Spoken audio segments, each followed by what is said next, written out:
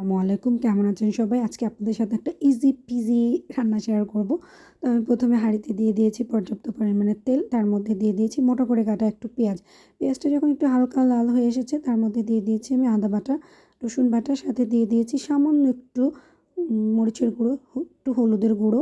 এখানে হাফ চা চামচেরও কম ব্যবহার করেছি আমি। সাথে দিয়েছি সামান্য একটু ধনিয়ার গুঁড়ো আর জিরার গুঁড়ো দিয়ে এটাকে আমি ভালো করে ঢেকে অল্প অল্প পানি দিয়ে এটাকে ভালো করে কষিয়ে নিয়েছি।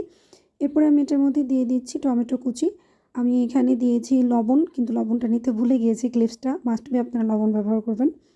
তো এরপরে এটাকে আমরা ভালো করে এটাকে সুন্দর করে রান্না করে নিব একদম গলে যাওয়া পর্যন্ত।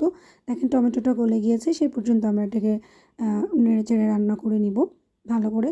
এরপরে আমি এটার মধ্যে দিয়ে দিব আমার আগে থেকে নুন হলুদ মেখে রাখা চিংড়ি মাছ। এখানে আমি গলদা চিংড়ি ব্যবহার করছি। এটা গলদা চিংড়ি দিয়ে ভালো হয়, যে শীতকালে গলদা চিংড়ি অনেক বেশি পাওয়া যায়। সো এটা শীতের মধ্যেই ভালো লাগে আসলে খেতে মূলত। এরপর আমি এটার সাথে দিয়ে দিচ্ছি আমার আগে থেকে হালকা করে ভাপিয়ে নেওয়া গাজর, ব্রকলি এবং ফুলকপি। আপনারা চাইলে এখানে আলু মটরশুঁটিও দিতে পারেন। তো যাই হোক, আপনার যেই সবজি পছন্দ সেটা দিবেন। দিয়ে এটাকে ভালো করে একটু নেড়ে এর মধ্যে দিয়ে দিব হচ্ছে আমার আগে থেকে ভিজিয়ে রাখা পোলাওর চাল। পোলাও চালটা দিয়ে এটাকে হালকা করে একটু নেড়ে দিয়ে দিব এটার মধ্যে পর্যাপ্ত পরিমাণে গরম পানি। সাথে আমি এখানে ব্যবহার করেছি দুধ। আপনারা জানেন বা আমি আমার একটা ভিডিওতে বলেছি যে পোলাও রান্না করতে গেলে কি করতে হবে, চাল যতটুকু থাকবে তার 1.5 গুণ পানি নিতে হবে পোলাওয়ের ক্ষেত্রে। তো সেই অনুপাতে আমি পানি আর দুধের ব্যালেন্সটা করেছি।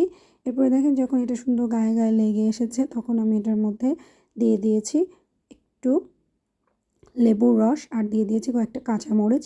দিয়ে এটাকে ভালো করে দমে দিয়ে দিয়েছি। আধা ঘন্টার মতো দমে রাখলে এটা চমৎকারভাবে হয়ে যাবে। এরপরে নামানোর আগে আমি এটার মধ্যে সামান্য একটু ঘি দিয়েছি। তৈরি হয়ে গেল আমাদের ঝটপট একটা দারুণ মজার রেসিপি। এটা খুবই ভালো লাগে, শীতের সময় এটা আমি অনেকবার তৈরি করি।